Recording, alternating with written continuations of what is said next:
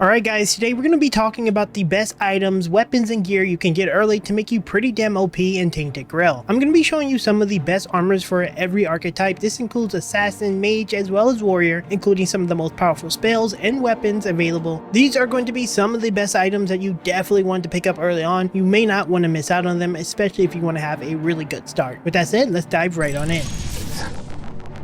Alright, first thing first, let's talk about one of the coolest armor sets in the entire game. We're going to start this one strong, and that is the Duel Knight armor set. As you can probably tell, this is objectively one of the coolest armor sets, and you can get this almost at the very beginning of the game. Now, before we talk about where to get them, let's quickly go over what this armor does. And as you can probably tell, it is very melee focused. This is going to give you more stamina and decrease stamina costs. This is going to give you more attack speed at lower HP and more stamina. This is going to give you melee damage with more crit hits, restoring your stamina.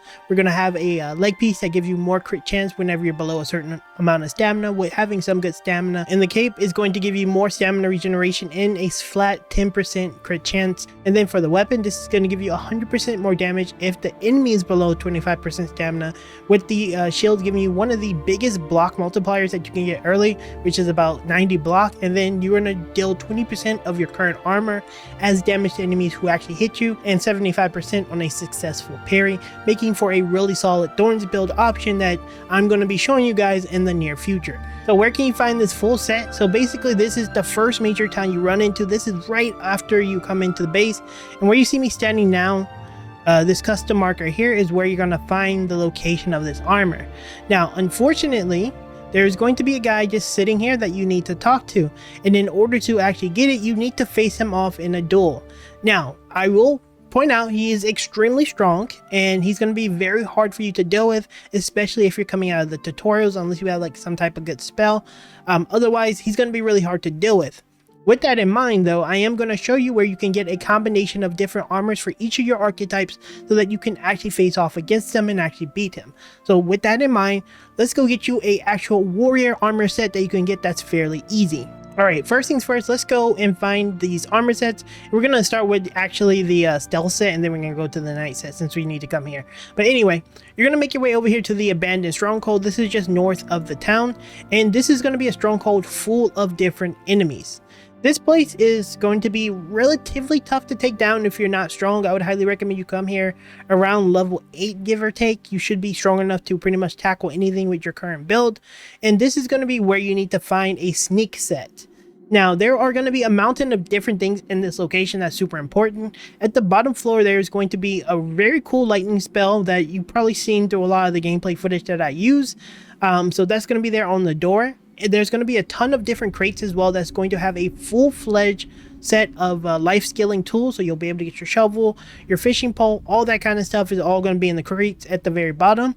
At the top, there's going to be a full-fledged armor set, and as well as one of the best spells in the entire game in the chest that you see right there on screen now, so you definitely want to pick that up. Now, in addition to all those different items, you're going to be picking up a few other things.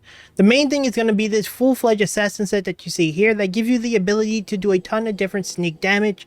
So for all my players who are looking for a sneak setup, you're actually going to be able to get this armor set here in this fort, but you'll need to take down a bounty target that is, I would say, relatively easy, and they will drop this full-fledged armor set. And this is going to be good once again for my rogue style players. And taking a look at the weapons here, you're going to get multipliers on your sneak damage from the wolf fang, so this is a full-fledged set that you could get within it. Now also, you're going to be seeing the Howling Crest in one of the crates as well, and what this shield does is it's going to give you the ability to, whenever you actually use the shield to push, is going to do like a gust of wind that is going to do increased damage if you do it in a parry time. And this is just going to give you some spacing if you do want to go with the like paladin style build or the caster style build, I guess. I'm not sure how to explain it, but yeah, if you want to go with that, you can get that.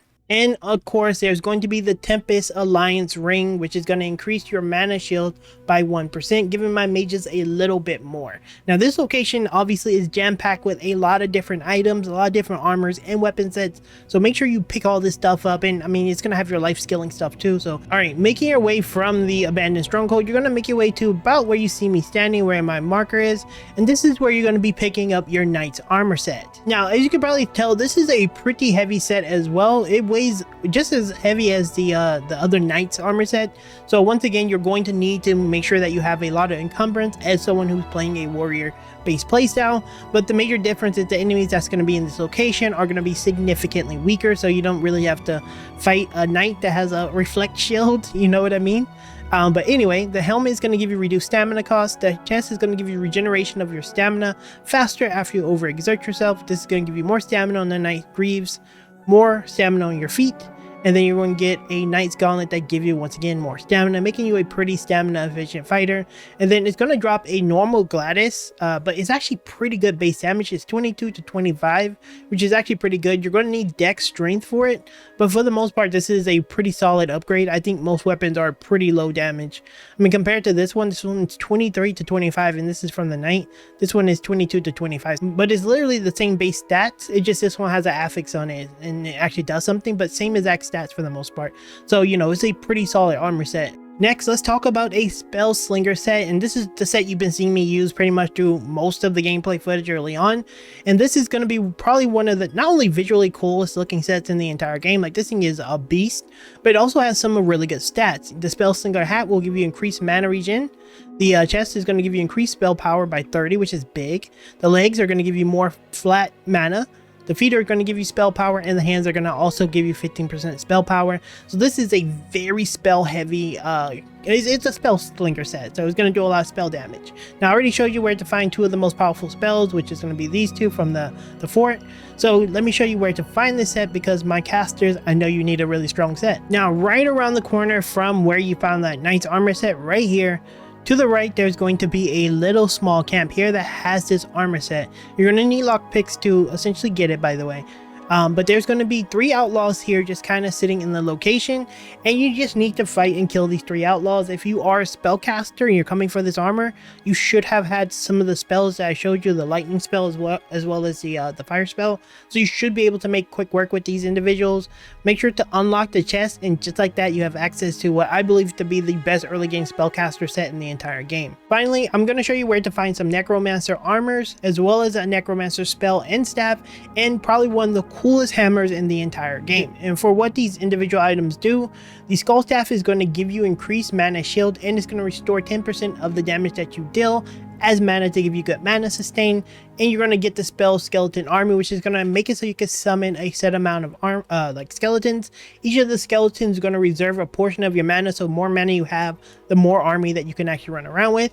And then you're going to have a helmet that's going to give you increased max mana by 10, which is going to be really good for my summoner players. And for the hammer, it's called the lightning. This does a pretty massive amount of damage. It is a two-handed weapon, and this has a 20% chance to call down lightning, dealing 120% damage to all enemies in a 5-meter radius. As you can probably tell, once again, I'm a mage, so I can't really carry this, but it requires 12 strength, 4 endurance, and this is going to be a really cool item. But I'll pull it out so you can kind of look at it. But yeah, as you can see here, it's a really cool item.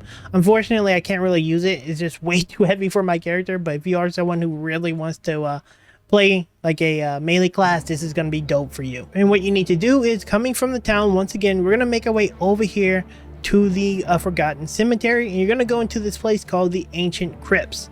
Now, once you get into the crypt, you will be greeted by just kind of a steward, I guess. He's not really a bad guy.